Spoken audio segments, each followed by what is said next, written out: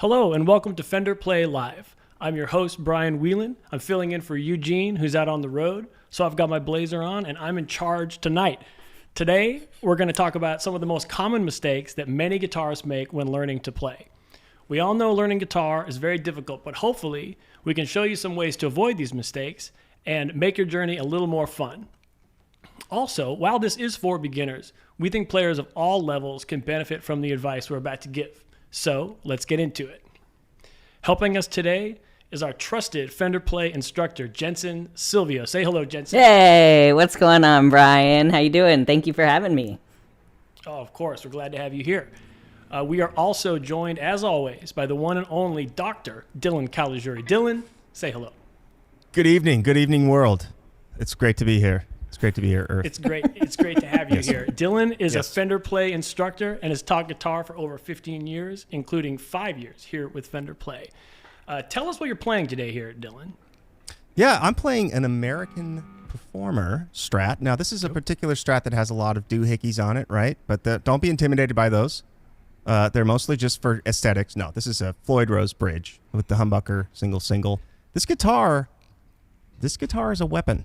You got to be very careful with this thing because you can end up limping out. This is a big time. So I'll give you guys a little taste. Okay, so let's see. So that's just it. That's just a little tiny taste of what it's going to do. So, but today's episode is about helping you guys. So don't be distracted by this amazing guitar. Sounds great. It sounds great, and don't point that thing at anybody. I think it's got a lot of doohickeys on it, as you said. Yes. Jensen, what are you playing there? I've got my Fender Paramount 000 Deluxe. This is not a weapon. I would say this is like a cloud that an angel would sleep on. Yes. It's very nice, very soothing. Love it. Very relaxing. Oh, yeah. And that's a real fancy chord there at the end. I bet Dylan knows what that one is. Do you know what this one is, Dylan? It's the Magellan chord. Yes, it is. That's right. What are you playing, Brian? Wonderful. I am playing a Fender Paramount Acoustic, which is great. I just started playing it today. I think it's wonderful. It's got a beautiful two-tone burst here that I love. And like Jensen's guitar, it's very cloud-like, but also very jangly. Yeah. Like when you get that rolling sound going. All right, let's get to it. We're going to be walking through 5 common mistakes, but if you have questions throughout the episode, definitely drop them in the comments, and we'll do our best to answer them if we can. And we're going to be playing some songs along the way, all of which you can learn on Fender Play. So let's start with you, Jensen. What's a common mistake that you see frequently? Okay, I think one of the biggest things is setting unrealistic goals. I think, we're all so excited when it's time to learn how to play guitar, right? I still, after 20 plus years of playing, I still get super pumped up to practice. But it's like, if you look at Fender Play, we've got the path, we've got songs, riff, techniques, exercises, chords. So it's really easy to try to overdo it and be like, I'm going to learn a song a day. I'm going to learn a technique a day, a riff a day, a chord a day. And then you're completely burnt out.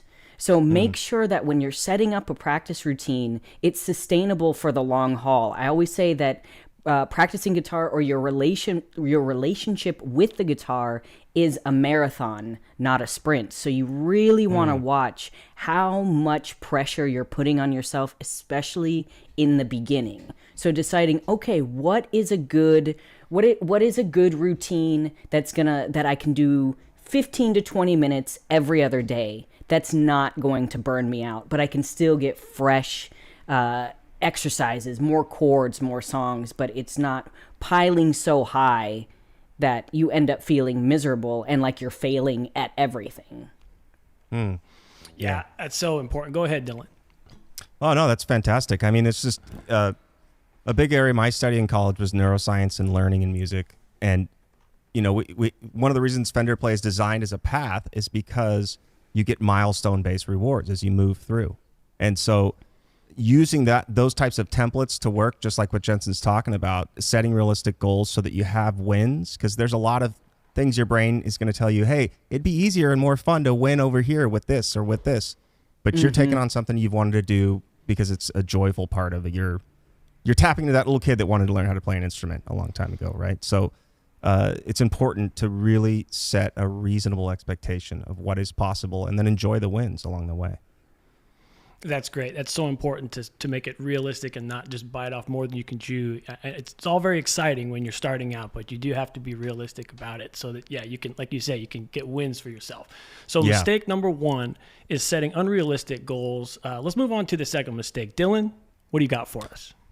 Yes. So I think one of the surprising things to everyone as they're first learning how to play any instrument is the role that timing plays. We think of notes, right? So like do, a female deer.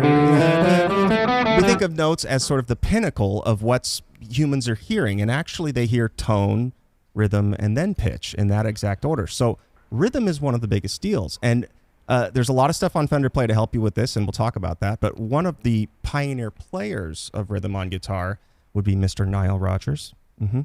And you guys might recognize this little number here.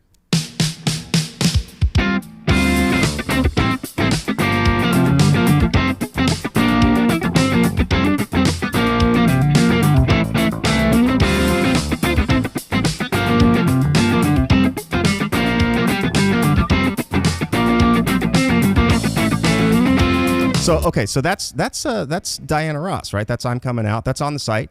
But one of the things that's on the site that really helps you guys be able to lock in tight accuracy when it comes to timing, and I can't stress this enough because it's a big beginner mistake, is using a metronome starting really slowly and then incrementally speeding it up. And you'll see in practice mode, there's actually a little button down there. You can press 75%, I believe, 85% and then 100%, right? So you can increment up, and it's really important to be able to move through that progression, and you'll be surprised how hard it is to play something really slow in comparison to really fast. So timing, the long and the short answer of this is that timing is one of the biggest things that listeners lock into when they hear you play, and so it takes a lot of your focus when you're coming up.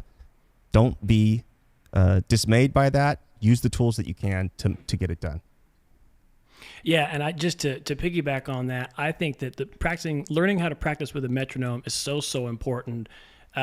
Sometimes when I talk to folks about it, there's a little bit of resistance. It doesn't seem like it's as fun or as musical, but it actually is the quickest way to get to where you want to go, is to do it slow with the metronome. And beyond that, I had a great teacher who once said, playing something like you just played, you were playing kind of a very funky track just then. If you can make something feel funky and in the pocket at a really slow tempo, that's the lesson, is to try and get it to sound musical and cool and funky and fun at that slow tempo. Because if you can do that, imagine how great it will sound at the actual tempo. Absolutely, yeah. Absolutely. So we're already getting a couple of questions coming in. Let's see. The first one here, Byron Trumbo on YouTube. So what should you start with, acoustic or electric? Any thoughts, gentlemen? Jensen, you should take that. I mean, for me, it's whatever you feel inspired to pick up and play. Like, I know we kind of joke about the look of the guitar not making a big deal, but like when I get a new guitar, you can see some of these ones back here, I love it. I want to play it. And sometimes that's an acoustic and sometimes that's an electric. So really, what sound do you want? What players do you love? And if you love acoustic players, go for the acoustic. If you're much more drawn to the electric sound, go to the electric sound. Don't feel like it's not one or the other. Like, you're not going to make a wrong decision. And no, if you start on the acoustic and you're not vibing with it, go to the electric, you're out of there. Flip it. You can experiment. Like, I think people, especially beginners, get so afraid to start making mistakes in the beginning that causes paralysis, right? Well, I don't know which one to do, so I'm not going to do anything. Do it, see what happens, and then change where you're going from there. Yeah, it's great advice. And obviously the instruments have, some obvious differences, but they have way more in common than not. And so, like you say, just play what you're going to play what you have. If you don't like it, you can move on. But you probably won't have to. You'll probably like it. We got one coming in from Stephanie on Facebook. I want to learn leaving on a jet plane in 2 months. I hope that is a realistic goal. Do y'all think that's a realistic goal? I think that it is. I think that, Absolutely. especially if you're playing, learning kind of a simplified version of it where you're going to be strumming through the chords of that song, I think that doing that in 2 months is a completely realistic goal. Yeah, and the same thing. Don't be afraid to adjust your expectations as you learn a little bit more about what you can do and what needs to be worked on. So maybe you think, okay, I'm going to do Leaving on a Jet Plane, and I'm going to do the full strum and sing and perform and do it at a coffee house or something like that. And then you get into it, you get 3 weeks into it, and you're like, oh, I need to simplify the strumming. I need to maybe simplify the melody a little bit, and maybe I'm not ready to go out and perform it. But here's what I think I can do in 2 months. So again, don't be afraid to change your expectations as you learn about what you can do and what needs to be worked on. Great advice. We have one coming in here from Fat Boy Skates. Fat Boy says, my name is Dylan too. Will that help me get better at guitar? Dylan, maybe you should take this one. Dylan, take it. I Without wouldn't know, a doubt, Mr. Skates, that will help you. I can say that conclusively. You're Yeah, welcome. it's confusing because he says his name is Fat Boy Skates, but then he says his name is Dylan, so maybe there's a stage name or a middle That's all name or right. something. That's okay. I- The name I comes would love before it. speak. I would love it if his stage name was Dylan. His given name is Yeah, his given name is from the Skates family. Okay, so first mistake, setting unrealistic goals. Second mistake, not focusing on timing. I'm going to dive into the third mistake that a lot of new and old players can make, which is not taking things slow. So when you slow it down, and Dylan touched on this earlier, but slowing it down is really important. Like you say, using the element of timing and rhythm and using a metronome is obviously a huge factor here. But the issue we're talking about is just slowing it down as you go to learn something because, like I said, that's actually the quickest way. If you jump in and try to learn something at tempo, at whatever tempo the recording is, you might hit a wall and get frustrated. It can be really hard to learn at tempo. It's much easier when you slow it down. So we can use one song from the Fender Play app. Here's Bring It On Home by Led Zeppelin. You all know cool. this riff.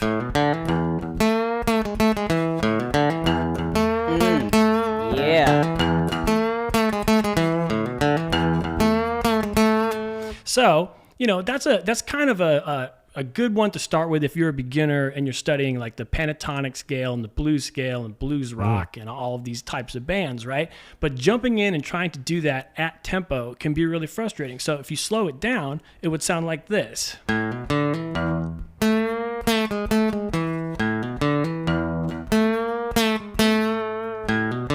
Sounds like a different song.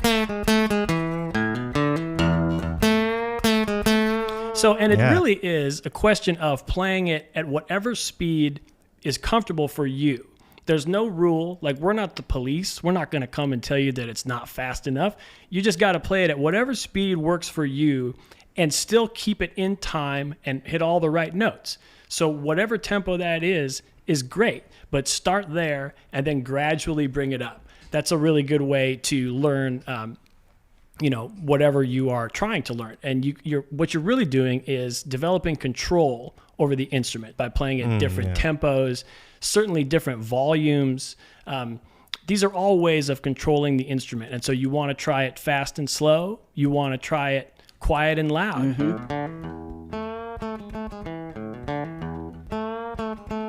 It's the quiet one. This is the quiet one, yeah. Yeah. And also, and just alluding to what we talked about before, try it on an acoustic guitar and an electric guitar. I mean, Jimmy Page played this song on an electric guitar with the amp on 10, and I'm playing it on this cloud-like acoustic guitar here in this little studio. So it's like that you want to try doing it at all different tempos, all different volumes. It'll give you a greater control of the instrument. Yep, absolutely. Absolutely. I love it.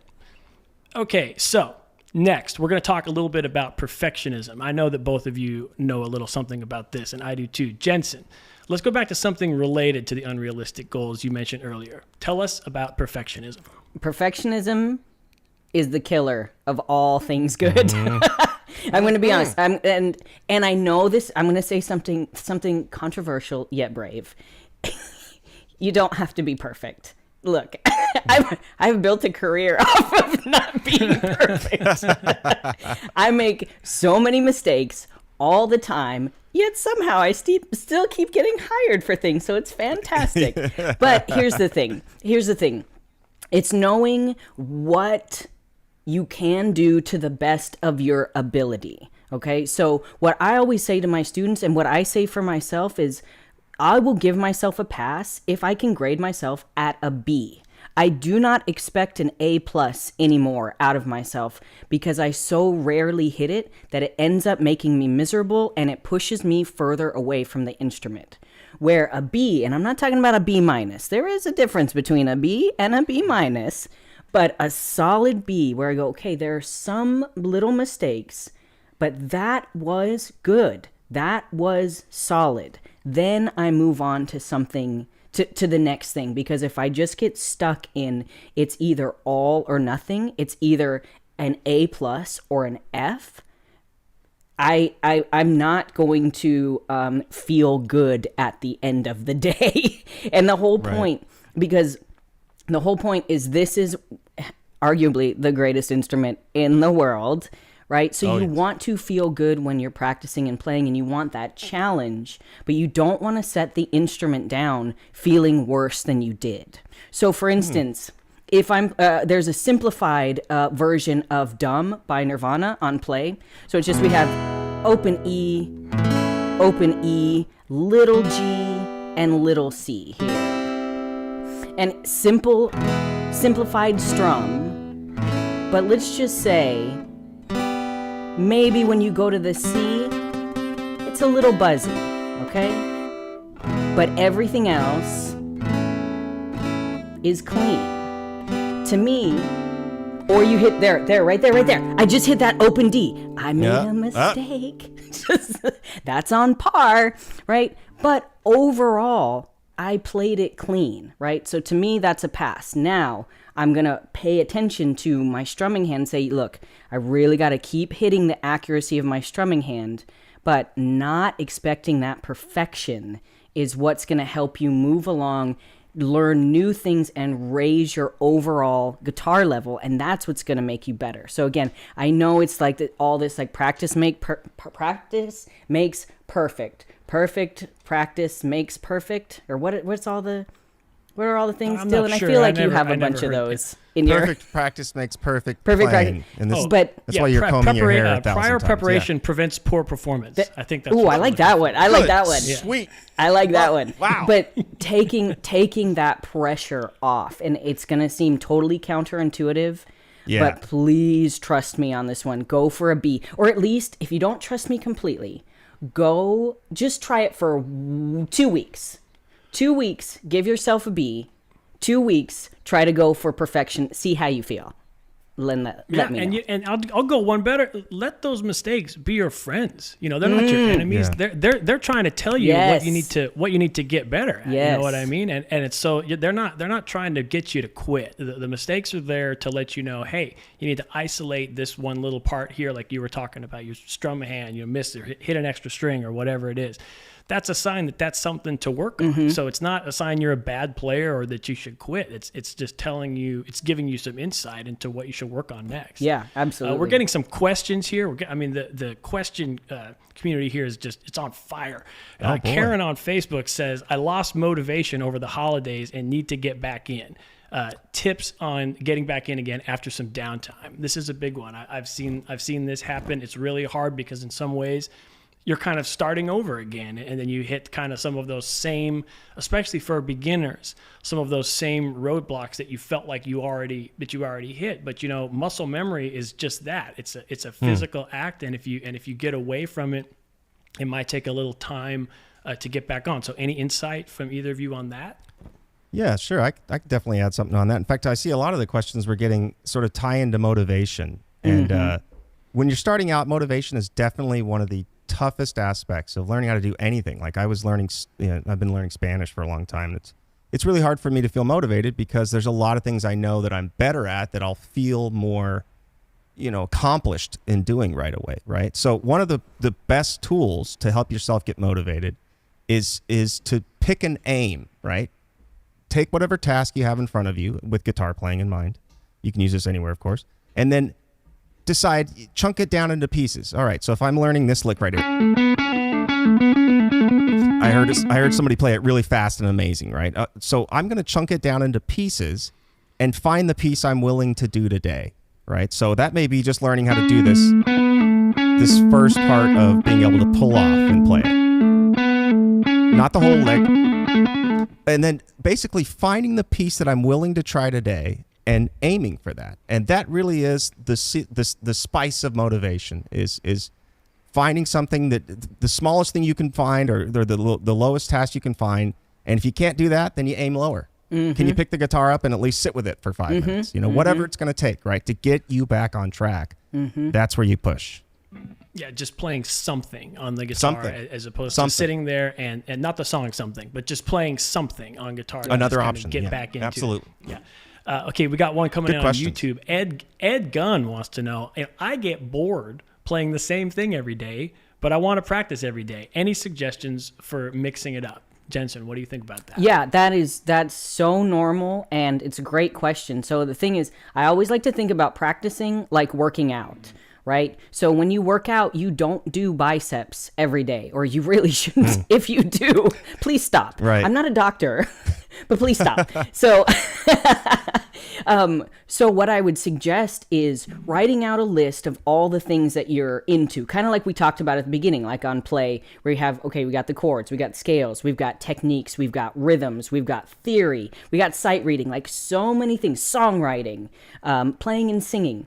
So write out all the things that you are interested in, that you're excited about, and then I would break those up into days. So maybe new chords and scales are Monday, Wednesday, and Friday. And then you have learning songs on Tuesday, and then maybe some theory on Thursday. Like whatever, again, set up a realistic expectation. So playing every single day might not be realistic for the long haul, but I would completely organize it, again, the way you would see like a fitness routine. And then see what happens there. And some stuff you'll probably really like, some stuff you won't. But you always want to make sure you're adding in new things, because playing the same thing every day gets you the exact same results. So we always want new things for new results. That's great advice. And, even if you only know one song or a handful of songs, there's a lot you can do with that. I mean, on Fender Play Live, we'll do a deep dive into a song. We can fill up an hour talking about everything that's in there. So there'll be an element of music theory in whatever song you're working on. There'll be an element of technique and mechanics in the song that you're working on. So there's a lot there. It doesn't have to be a lot of songs. It's just all kind of how you practice. We got a question here from Douglas Trampasso. I think I'm saying that right. That's cool. When I'm starting out, should I pick one song I really love and learn it really well before moving on to another one, or should I be working on several at the same time? I could take this. Actually kind of relates to the previous question where we're like, I'm going to get bored. I think it's okay to have more than one song that you're working on at a time, but I would definitely, be realistic and try to kind of put a cap on that. So as opposed to working on 10, 15, 20 songs, maybe you're working on 3 songs, something like that. Especially as a beginner, I think that's a more realistic way to look at it. Any thoughts on that, guys, before we move on here? Or? I agree with you. Completely. I think it's nice. I usually have two, maybe 3, because it just keeps it fresh throughout the week. And I'm building different techniques, but it's, again, raising my overall guitar level as I learn those. Yeah. What do you think, Dylan? Absolutely. No, I think you guys nailed it. I mean, I definitely, if you're having a lot of trouble just getting the guitar in your hands, then, play whatever you think will motivate you to play it all. And if you feel sort of, on one day you feel kind of saucy, then go ahead and try to reach out for something that's maybe a little bit tougher than what you've been doing. But varying it up is this. It's the variety of life, right? The spice is varied. So make sure. Yes, the variety is the spice of life. Yes. That's what it is. All right. The spice of varied. The spice is the variety. We got there. We got there. Okay. Lastly, a comment here from Mellow L. Can I just say, Jensen is my absolute fave Fender Play instructor. Of course you can. Oh, thank you so much. Of course you can say Mellow that. L, yes, Thank you can say that. You can say that. that. Okay. Yes, you can say that all the time. You can say it as many times as you want. Anytime you want to say it, especially in front of Dylan. Say. Dylan loves it. Yeah. In fact, you can email Dylan. You can email him through the site and let him know. Please email my bosses at Fender and Dylan. Please make sure they don't fire me for hitting that open D string. Thank you so much. Yeah, exactly. Mistakes are okay, especially for Jensen. Okay, let's get back. Let's get back to some common mistakes here, just because that's what we're here to talk about, right, guys? All right. Yeah, absolutely. So, Dylan, let's talk about retracing some steps. If something has been a challenge in the past, should we go back to that challenge? I have an anthem for this, you guys. Okay, and I want this to be sort of the Tony Robbins source for beginning guitar Fender play users. So you can always come back to this anytime you need it. You ready for this?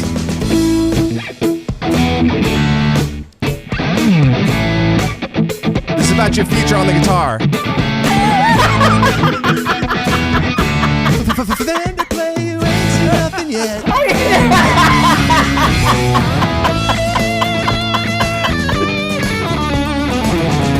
Okay. Sorry. Please, guys, that's enough. That's enough. Wait, all right, listen. Don't stop. You were just getting started. Yeah. Well, we come back to it on the outtakes. But the point is, right? In retracing your steps. Don't encourage him, Brian. Don't encourage him. I had a whole rap section that I didn't even get to. Anyways, Fender play, you ain't. Anyway, so what I wanted to tell you guys, though, This is all very inspiring, Dylan. When you're looking over where you've come from, right? And in my case, it was just a little kid that heard the November Rain solo, right? And he just so happened to say, I need that now. I need that in my life. I need to know how to play the November Rain solo. And so that's literally what started me off on guitar. But I'm not ashamed to say it. But the thing is that you look at where you started from. You started from basically like a kid that had a dream about humanities, that wanted to explore the human spirit and express oneself. Right? And now here you are, you're learning guitar and you're attempting for catharsis as you do so, right? And in that process, you've got to take an objective view. When in doubt, zoom out. Okay? Don't let short-term volatility take you off your path. So if you're having trouble right now, you got to stay with it. Okay. That's it. That's my Tony Robbins. I have no idea what you're even saying. I mean, Dylan, they're just trying to learn how to play guitar out there. Okay. Well, There's we a lot can cut this out, right? unpack we don't have to use this. We can cut this out later, right? We could cut it. I feel like you speak a lot better through music when you were playing. Yeah, there it is.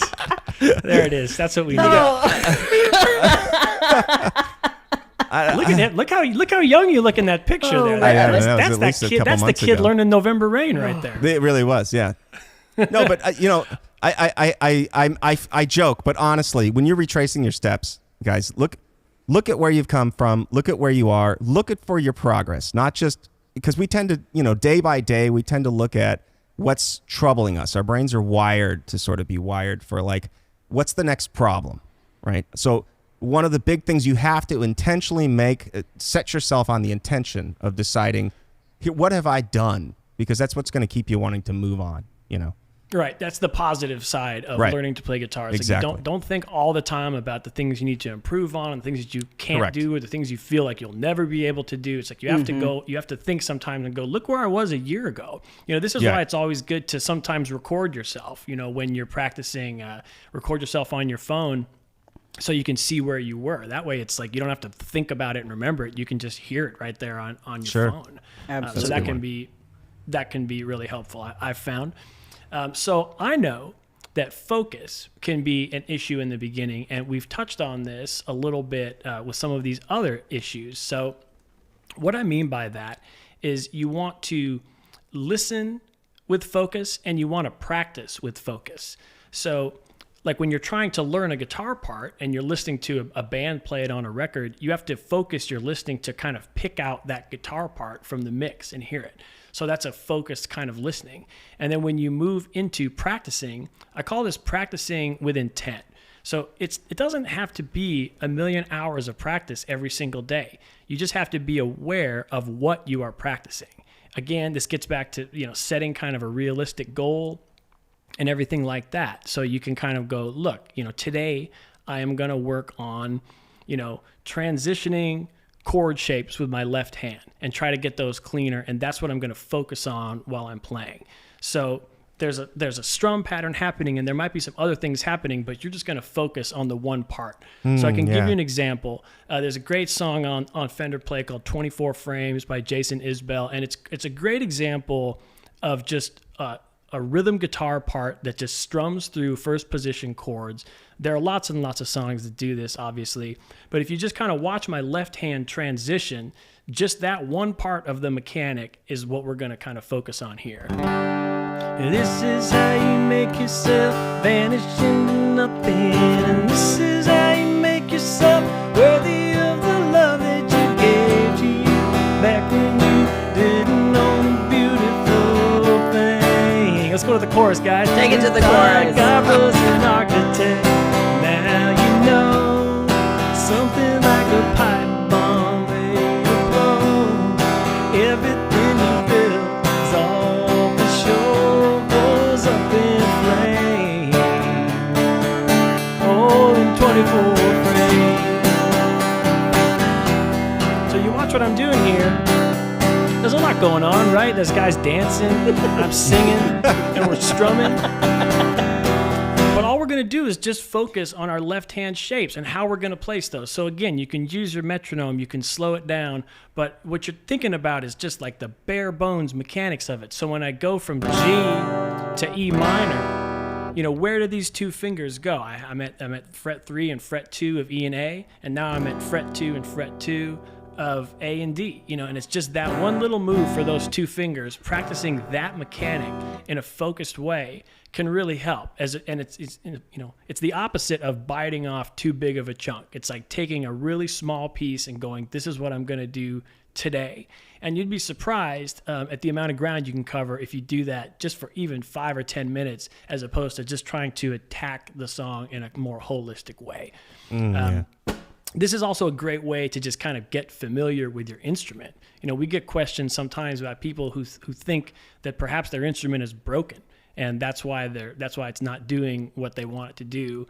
And if you spend time with it, you'll slowly start to realize when it's actually broken and when it isn't. So a couple of questions before we get into our homework. We have one from Lorraine DeCampo. From Facebook. Sometimes I get confused looking at the lessons when you show us on electric versus acoustic. I am using acoustic. Thanks. Dylan, you want to jump in here and help out a little bit with this? Yeah, being that I'm holding an electric, I think I should set the record straight. No, listen, Lorraine, I can see why. I mean, they, in the sense that there are techniques that are less available to you on acoustic, you know, ultimately, as Brian put it earlier succinctly, they are more alike than they are different, right? So when you're seeing someone holding an electric, I wouldn't let that necessarily, dissuade you in any way from moving forward, and I wouldn't be intimidated by it or think that somehow there's going to be anything that's less accessible to you. So really, don't let it bother you. I swear, moving forward, it's not a deficit to be holding an acoustic versus an electric, I promise. Yeah, there's definitely a lot more in common. I mean, look, it's going to be a little bit of a different approach. A lot of the times you can kind of hit an acoustic guitar a lot harder. Yeah. If you have an electric guitar that's plugged in and the amp is turned all the way up and you go and hit it as hard as you can, I mean, it's obviously it's going to be very loud and the guitar is going to kind of give and wow a little bit. So, we understand that there are some differences, but it's mostly really the same. You can make an electric sound more like an acoustic if you just turn it down a little bit, sure, or maybe not hit it quite so hard. You can kind of get that sound going too. And remember, I played Led Zeppelin on an acoustic guitar. That's right, he did. And I feel like that's kind of the end. That's kind of the end of the answer here. Maria McAfee on YouTube. I think it'd be fun to show us that even at your level, you're still learning. Can you guys show us what you are trying to learn this week? Well, I am learning to read a teleprompter this week. That I'm operating with my foot. Yeah, so that's what I'm learning this week. But what are you guys working on? Anything you want to share, Dylan? You're Let's see. I know you're working on something. Oh over there. no, here we go.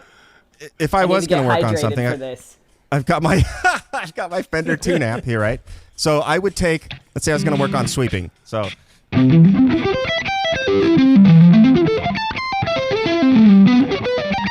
Mistake. That's okay. That's Anyway, okay. so That's okay. that was a Don't judge relatively yourself slow too harshly. tempo. I'm judging myself terribly harshly. I'm already writing negative comments to my own Facebook. Here we go. No, Now, this would don't be do it. Don't taking do up to it. speed. Resist the urge. Track your wins. Track your wins. It's falling apart. It's getting away from me. Okay, so you can see that, clearly there's some things I fast, should man. not do. You got Yeah, your license and registration there, Dylan? That was really I'm just glad fast. nobody got hurt. Just glad nobody got hurt. Well, so Jensen, are you working on anything? Tell us a little bit about what you're working on in part of your daily practice. My daily practice. So what I'm doing is I'm finding like a lick of the day and going for that. And what I do is I start at the slowest tempo that I can do it and then try to push my tempo. And whatever I can do that day, that's the day. So there is no overlap. So one of the things, one of the licks that I was learning, it was all about the shape where they're right next to each other. So you've got this like 1, 2, 4, 1, 2, 4. So I'm on the 4th fret, 5th fret, 7th fret, on the 4th string and 3rd string, and then doing hammer-ons and pull-offs. It just feels good. It feels right. It feels natural. Yeah. And then building totally. licks and riffs off of that. Off of those little patterns where you see it's the same pattern. And you can also do something like this where it's 1, 3, 4, 1, 3, 4. I'm on the 2nd string, 5th fret, so 5, 7, 8, 5, 7, 8.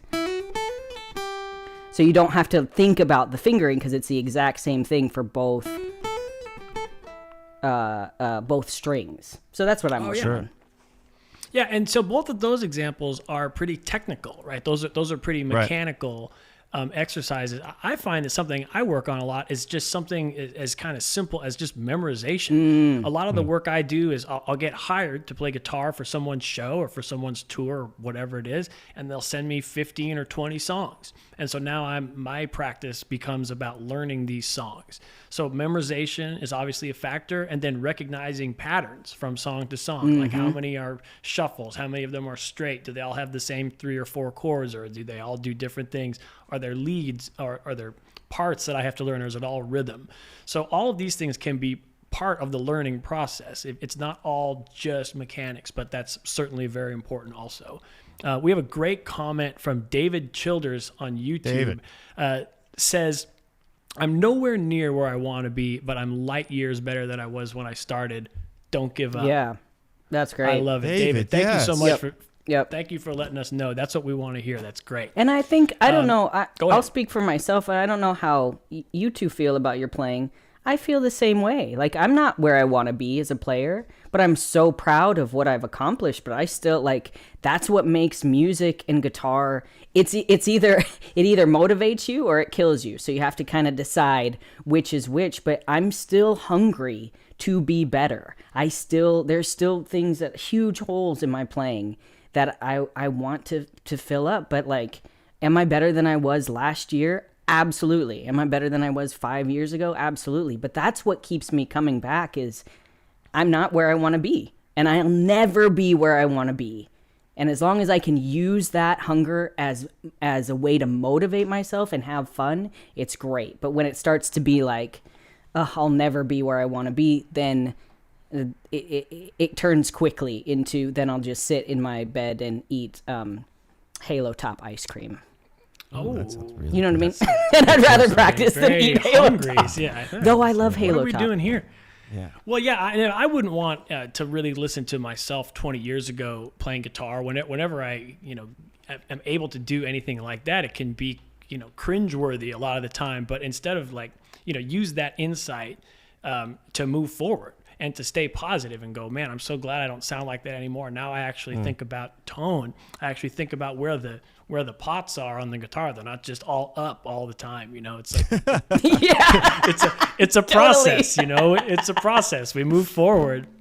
Okay, so let's move forward into some homework. Jensen, are you going to give us some homework that we can work on this week? Yes. So, for beginners, check out Secrets of the Metronome lessons on Play and try a riff or progression to the metronome. So remember, though, take it slow. You want to find your win tempo, whatever that is. So even if the Fender Play example is a little too fast for you, don't give up on that. Find the tempo with the metronome that works, that's your win, that feels easy, where you're like, yes, I got this, and then build from there. So that's the beginner. The intermediate is take the chorus of 24 frames, which Brian played, and play it at different tempos. But again, metronome, metronome, metronome, or drum machine. Drum machine is fantastic also. If you get tired of that click, click, click, click, click, drum machine works just as good. And then for advanced, use the shapes from the Break It Down arpeggio picking lesson from our lovely friend Matt Lake, and apply it to the chords of 24 frames. Ooh. Yes. That's good. That's very advanced. Bonus very points. sophisticated. Bonus points if you for any of those if you shoot a video, post it on Fender Play on our Post it Facebook. like Absolutely. it's We hot. want to see. Yeah. We want to see, especially Dylan. All right, let's get to the giveaway. What have you got for us today, Dylan? Listen, this has been fantastic. You guys are great teachers, and you guys have been a fantastic audience. And these questions have been Questions good. have been great today. I've been inspired by the questions. Yeah, and being that I think all of us enjoy giving back what we've learned on guitar, the Fender Play segment is about giving away a piece of gear to a lucky Fender Play subscriber who simply uses Fender Play for 21 minutes or 3 7-minute sessions and is automatically entered to win a guitar, a bass, or something of their selection from a lovely laundry list of wonderful pieces of gear. Now, do you guys want to know who won this week? Very You ready much. for this? Absolutely. Tell us, please. Okay, give me an inspiring warm-up to that. So,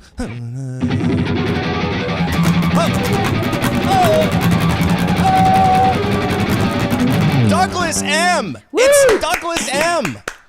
That's right. Douglas M. Fantastic. That is wonderful. Congrats to you, Douglas, and enjoy your new guitar or bass or whatever you choose. What else do you have for us, Dylan?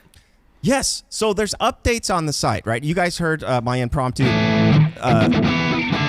Ain't Seen Nothing Yet. Of course, that's on the site, and all the other songs you heard today are on the site as well. But we've got something that's apropos. It's apropos to the subject matter of today, and that's Troubleshoot Your Playing. It's a collection of different ways to get motivated, to troubleshoot the more technical details that we didn't necessarily get into today, but as a beginner, you know what they are, right? And we've got those all over. So it's a collection. They're all in one spot. You can access them, and you can use that as a glossary as you're working through the program. You can point your way back to it. Another new one, For You Blue, the full song version, though, however. This is everything. I mean, if a guy coughs in the background, it's going to be in that lesson. So it's the full song version. If you watched Get Back, you've got to check it out. It's one of the really hip, fresh Beatles songs, Cats, and that's it. Yeah. How is that? Hold on. Ed How is that Sullivan. cough notated in the tab? It's just an X. Latin. Just No one- put an X. Okay. no one would- I want to know Yeah, what to that's look what out it for. is. You gotta- Yeah. He's four heady youngsters from Liverpool. Yeah. You're starting to sound like Ed Sullivan there, Dylan. This is a very dated reference. All right. Huge thanks to Jensen for helping out with our common beginner mistakes. We want to know what you have coming up, Jensen. Let us know. You have anything to plug here? I am streaming on Twitch. So you can all come hang out, watch me play video games. You can ask guitar questions there. I'm Wow. at Sleepy Soupy on Twitch. Yeah, having a blast. And lots of people from Play have shown up and hung out. I will be there.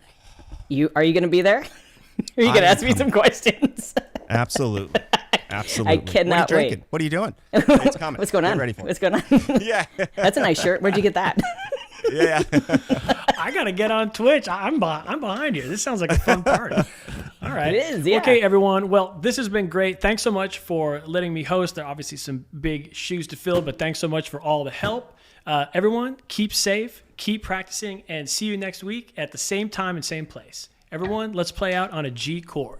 Here we go.